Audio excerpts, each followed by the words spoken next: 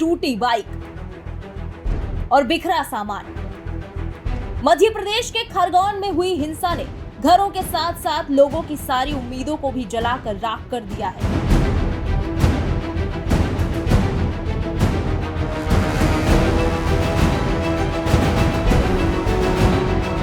जिन घरों में शादी की खुशियां मनाई जा रही थी, वहां अब सन्नाटा पसरा हुआ है।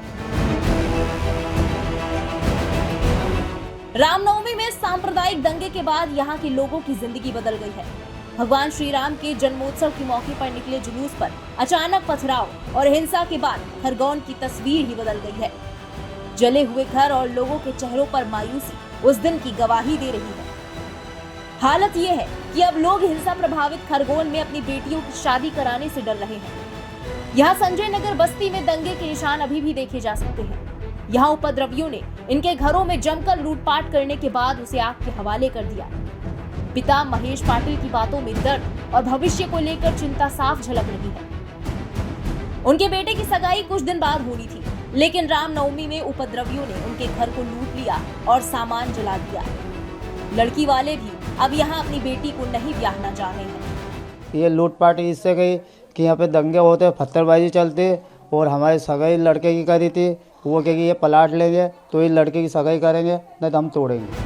वहीं कुछ परिवारों को शादी टालनी पड़ी। रामनवमी पर तालाब चैक में भी पत्थरबाजी हुई। यहाँ भी एक घर में शादी की तैयारियां चल रही थी और बारातियों के खान पान के लिए सामान खरीदे जा रहे थे, लेकिन दंगाइयों ने वो सामान भी लूट लिया। पीड़ित का कहना है कि हिंसा में सब कुछ खत्म हो चुका है। अब शादी की डेट को आगे बढ़ाने की सोच रहे हैं। हमारा जो किराने का राशन, जो हमारे शादी की जो तैयारी हो गई थी, यानी जो पंगत का सामान रहता है, रसोई का सामान, वो रसोई का सामान हमारे मेहमान आने वाले थे, पूरे पड़ोस में हमारे काका जी के घर रखा हुआ था पूरा सामान। तो वो सामान वहीं से लूटम पट्टी सब हो गई। दाल, चावल, तेल, जो भी अन्य सामान जो होता है पंगत में, एक रसोई में जो सामान लगता है, वो सब टोटल लॉस हो गया मेरा। और लूट के ले गए वो तो।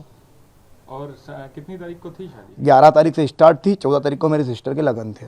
और कल? हाँ कल। और मेरे माँ बाप दोनों एक्सपायर हो गए हैं।